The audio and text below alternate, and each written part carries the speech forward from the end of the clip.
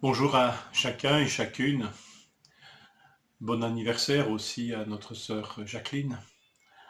Que le Seigneur vous fortifie en cette journée. Psaume 27, les 3 premiers versets. L'Éternel est ma lumière et mon salut. De qui aurais-je peur? L'Éternel est le soutien de ma vie. Qui devrais-je redouter? Quand des méchants s'avancent contre moi pour faire de moi leur proie, ce sont eux, mes persécuteurs et mes ennemis, qui trébuchent et qui tombent. Si une armée prend position contre moi, mon cœur n'éprouve aucune crainte. Si une guerre s'élève contre moi, je reste malgré tout plein de confiance. Quelle crainte est la nôtre? Ici, David nous dit que si même une armée prend position contre lui, il n'éprouvera aucune crainte. Je ne pense pas qu'il soit en train de crâner, puisqu'il nous dit que l'Éternel est sa lumière et son salut. De qui aura-t-il peur? L'Éternel est le soutien de sa vie. Qui devrait-il redouter? Et je me pose des questions. Je me dis, Seigneur, peut-être que je pourrais dire aussi, dans un moment d'enthousiasme, Seigneur, mais j'ai pas crainte, je ne crains pas la mort, je ne crains pas même d'attraper cette maladie. Mais pourtant, il y a des craintes qui m'empoisonnent la vie et qui sont moins redoutables que celles-là. Parfois la crainte d'aller trouver quelqu'un, la crainte de téléphoner, la crainte d'aller dans une administration, la crainte de frapper à une porte, la crainte d'avoir un entretien, même fraternel. Et il y a comme ça une crainte qui se met au fond de moi-même. C'est pas que la personne que je vais voir me fait peur physiquement, mais il y a des craintes qui en moi et qui sont suffisamment fortes pour me faire reporter l'entretien, le rendez-vous. Alors voilà, ce n'est pas un psaume qui nous encourage à crâner justement, à se dire moi j'ai peur de rien, mais peut-être d'assumer nos craintes, de les ouvrir, de les dévoiler devant Dieu, et peut-être de les dévoiler devant un frère ou une sœur pour leur dire bien humblement, prie pour moi parce que cette crainte est là dans mon cœur. Mon épouse me disait qu'elle était fortement touchée par les psaumes, par cette capacité qu'a David ici à ouvrir son cœur. Elle dit, j'y vois presque une réaction féminine, d'ouvrir facilement son cœur, de dire facilement ce qu'il ressent. Alors que peut-être les garçons ont été souvent enseignés à contenir tout cela, à cacher tout cela. Donc à ne jamais parler peut-être de leurs propres craintes. Et peut-être même on leur a appris à être courageux et à crâner. J'ai peur de rien. Que ce psaume nous encourage à ne pas dissimuler nos craintes devant Dieu.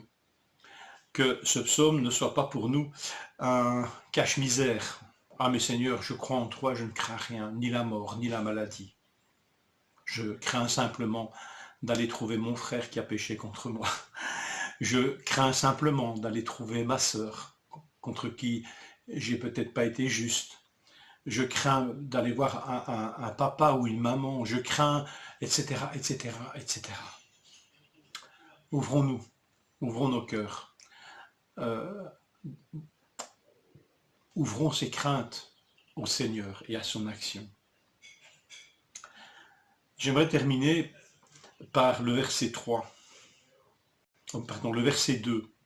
Quand des méchants s'avancent contre moi pour faire de moi leur proie, ce sont eux, mes persécuteurs, qui trébuchent et qui tombent. Et cela m'a fait penser à cet épisode de l'arrestation de Jésus, à Gethsémanée. Jésus, qui savait que tout ce qui devait lui arriver, s'avança alors et leur dit, « Qui cherchez-vous » Et lui répondirent, « Jésus de Nazareth. » Jésus leur dit, « C'est moi. » Judas, celui qui le trahissait, était avec eux. Et lorsque Jésus leur dit, « C'est moi », ils reculèrent et tombèrent par terre. Il leur demanda de nouveau, « Qui cherchez-vous » Et ils dirent, « Jésus de Nazareth. » Et Jésus répondit, « Je vous ai dit que c'est moi.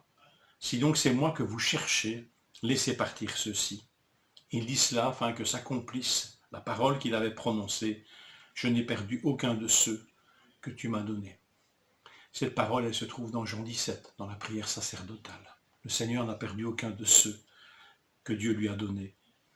Et ici, nous avons presque un visuel de ce que David nous dit, que ses ennemis, ceux qui sont ses persécuteurs, trébuchent et tombent. Et vous avez vu ici ce texte, il n'y a que Jean qui donne ce détail. Quand Jésus dit à ceux qui venaient l'arrêter, c'est moi, rien d'autre que c'est moi. Alors ils reculèrent et tombèrent par terre. Qu'il est grand, celui qui livre sa vie pour nous. Qu'il est grand.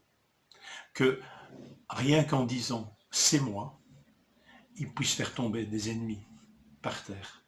Et pourtant il se laisse arrêter, il se laisse prendre, et sa préoccupation encore à cette heure, c'est de ne perdre aucun de ceux que le Père lui a donnés. Il prend sur lui la haine des ennemis, afin que ceux qui sont ses disciples puissent y échapper. Bénissons un tel Seigneur, qui n'a jamais crâné, qui lui a la puissance et le pouvoir de disperser ses ennemis et de les anéantir, et qui pourtant là se livre volontairement à eux, pour nous. Peut-être pour que nous apprenions à nous ouvrir à lui de toutes nos craintes. Que le Seigneur nous encourage et nous fortifie. Je vous souhaite une bonne journée, en compagnie de celui qui peut compatir à toutes nos faiblesses et écouter toutes nos craintes.